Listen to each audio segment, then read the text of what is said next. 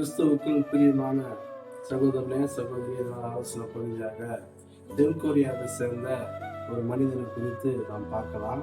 இந்த தென்கொரியாவை சேர்ந்த அந்த மனிதன் பார்த்தீங்கன்னா புத்த மதத்தை சேர்ந்தவர். அவர் பார்த்தீங்கன்னா வியாதியின் படுக்கையில ஒரு தரையில காயில படுத்துக்கொண்டு கஷ்டப்பட்டு இருப்பாரு. அப்படியே நாள் ரொம்ப கஷ்டப்பட்டு ஒரு நாளுமா அவர்களை முடியாம சமயமா இருக்கும். அப்படின்னா அதுனா ஒரு நாள் வியாதி தீவிரம் அதிகமாக என்ன ஆகுதுன்னா அவருக்கு வாயில மூக்கில் ரத்தம் வரும். அப்போ உடனே என்ன பண்ணுறாங்க, ஹாஸ்பிட்டலுக்கு கூப்பிட்டு போகிறாங்க. அங்கே டாக்டர்லாம் செக் பண்ண உடனே அவருக்கு காசு நோய் இருக்குது, இது குணப்படுத்த முடியாது, டிபி அதிகமாகிடுச்சு அப்படின்னு சொல்லி டாக்டர்லாம் சொல்லி வீட்டுக்கு கூப்பிட்டு போயிடுங்க, முடியாது அப்படின்னு சொல்லி அனுப்பிச்சிடுவாங்க. அப்போ முடியாதுன்னு சொல்லி அனுப்பிச்சோடனே அங்கே வீட்டுக்கு கொண்டு வந்ததுக்கப்புறம் அவங்க தெருவில் அந்த கிராமம் முழுவதும் அப்படியே தெரிய ஆரம்பிக்குது. அப்போ ஒரு சிறு பெண்ணுக்கு இது தெரிய வந்தது. என்ன பண்ணுது, நியூ டெஸ்ட்மென்ட் புதிய ஏற்பாடு பைபிள் என்ன பண்ணுது, அந்த சிறுமி எடுத்துக்கொண்டு அந்த மனிதர்கிட்ட போகிறாங்க. அப்படி போகிறப்போ அந்த சிறுமி போயிட்டு என்ன இங்கே வந்திருக்கிற அப்படின்னு இந்த மனிதன் கேட்கும்போது, இந்த புதிய ஏற்பாடை படிங்க ஐயா, இதை படிச்சிங்கன்னா உங்கள் வாழ்க்கை மாறும் ஐயா, இதை விசுவாசிங்க, உங்கள் வியாதி மாறும், நீங்கள் சுகம் பெறுவீங்க அப்படின்னு சொல்லி சொல்லும்போது, ஒரு சிறு பெண் எனக்கு சொல்கிறேன் அப்படின்னு சொல்லி அந்த பொண்ணு நாட்டி நீ எனக்கு இந்த பைபிள் எல்லாம் எத்தனை கொடுத்தேன்னா எங்கள் வீட்டு பக்கம் வராது அப்படின்னு திட்டி அனுப்பிச்சிடுவார். திரும்ப கொஞ்சம் 2 நாள் கழிச்சு திரும்ப அந்த பாப்பா வரும். வந்த உடனே ஐயா இந்த பைபிள் மாத்திரம் படித்து பாருங்க ஐயா, இந்த வாழ்க்கை கட்டாயம் மாற ஐயா, படிங்க ஐயா அப்படின்னு சொன்னால், கிறிஸ்தவ நாயே நீ திரும்ப திரும்ப வருவியா இங்க அப்படின்னு சொல்லி அவர் திரும்ப திட்டி அனுப்பிச்சிடுவார். திரும்ப மறுநாள் அந்த சின்ன பாப்பா திரும்ப அவர் மேலே வைத்த அன்பு நிமித்தம் ஐயா ஒரு முறை இதை வாங்கி படிங்க ஐயா, ஒரே முறை வாங்கி படிங்க அப்படின்னு சொல்றப்போ திரும்ப திட்டி அனுப்பிச்சிடுவாரு. திரும்ப உணர் நாள் அதே போல வரும். இது மாதிரி தொடர்ச்சியா ஒரு 10 நாள் கிட்ட அவர் பிற்பாடு ஒரு நாள் அந்த பாப்பா திரும்ப அதே மாதிரி புதிய ஏற்படுத்த அவர் கையில் கொடுக்கும்போது அதை வாங்கி தூக்கி அடிச்சுட்டு இந்த வாட்டி நீங்க வந்தேன்னா அவ்வளவுதான் அப்படின்னு சொல்லி திரும்ப திட்டி அனுப்பிச்சிடுவார். அப்போ கொஞ்ச நாள் கழிச்சு அந்த பாப்பா வர்றது நினைச்சு ஒரு நாள் இவருக்கு வியாதியின் தீவிரம் அதிகமாகி பேச முடியாத அளவுக்கு ஆகிடும், ரொம்ப இருமல் வந்துனே இருக்கும்.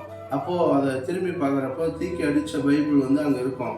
அப்போ என்னதான் இந்த கிறிஸ்துவத்தில் இருக்கு, இந்த இயேசு கிறிஸ்துவுடைய வரலாறு இருக்கும் பொழுது இந்த இயேசு கிறிஸ்துவுடைய நியூஸ் அது மாதிரி ஏதாவது இருக்கும் அப்படின்னு சொல்லி அதை என்ன பண்ணாரு, அதை படிச்சு தான் பார்க்கலான்னு சொல்லி அதை படிக்கும்போது அதை போட்டிருந்துதான் இயேசு கிறிஸ்து வாழ்ந்தது, எப்படி வாழ்ந்தாரு, என்னென்ன செய்தார்ன்றதெல்லாம் அதை போட்டிருந்தான். அநேக அற்புதங்களை செய்திருக்கிறாரு, இயேசு கிறிஸ்து அன்பா இருந்திருக்கிறாரு, இயேசு கிறிஸ்து ரத்தத்தை சிந்தி என்னை மீட்டு இருக்காரு அப்படின்னு சொல்லி அதெல்லாம் படிக்கும்போது அவனுக்குள்ளவே இயேசுவை நேசிக்க ஆரம்பிச்சாராம். இயேசுவை நேசிக்க ஆரம்பிச்சோம். அதை படிக்க படிக்க படிக்க அவருக்கு இருந்த வியாதியெல்லாம் கொஞ்சம் கொஞ்சமா மாறிச்சான்.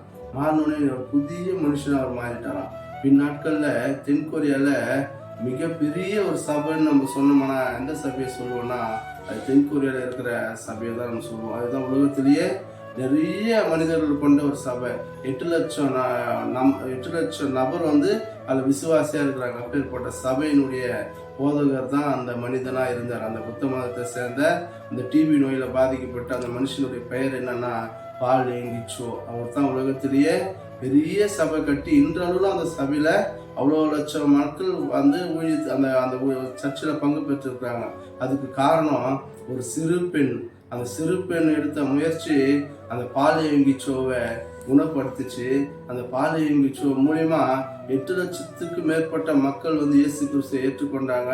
இன்றைக்கும் இயேசு கிறிஸ்து ஆராதிக்கிறதுக்கு காரணம் என்னடானா அந்த ஒரு சிறு பெண், அந்த சிறு பெண்ணுடைய முயற்சி, அந்த சிறு பெண்ணுடைய அந்த அந்த சகிப்புத்தன்மை, அந்த சிறு பெண்ணுடைய அர்ப்பணிப்பு, இயேசுவின் அன்பை எப்படியாவது இந்த மனிதருக்கு சொல்லணும், எப்படியாவது இந்த பால்யங்கிச்சோவுக்கு சொல்லணும் அப்படின்னு சொல்லி மரண படுக்கையில் இருந்து அந்த பால்யங்கிச்சோவை இந்த பைபிள் கொடுத்து அந்த பைபிள் மூலியமா சிவனுள்ள வார்த்தை அவர் சுகப்படுத்துச்சு.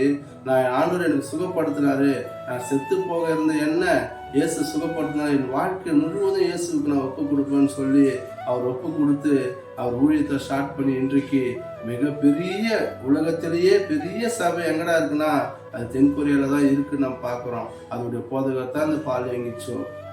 இந்த எல்லா தேவனுடைய மகிமைக்கும் காரணம் யாருன்னா இவ்வளோ 8 லட்சம் ஆத்மா ஆதாயம் பண்றதுக்கு யார் காரணம்னா ஒரு சிறு பெண்ணுடைய ஆத்மா தாகம். அந்த ஒரு மனிதன் மேல கொண்ட ஆத்மா தாகம் அந்த சிறு பெண்ணுக்கு இருந்ததுனால தான் எவ்வளோ அவர் விரட்டி அடித்தாலும் மறுபடியும் போயிட்டு இயேசுவின் அன்பை சொல்லி இந்த புதிய ஏற்பாடு பைபிளை கொடுத்ததுனால பெரிய ஒரு மாற்றத்தை அந்த தென்கொரியால உண்டு பண்ண முடியுது.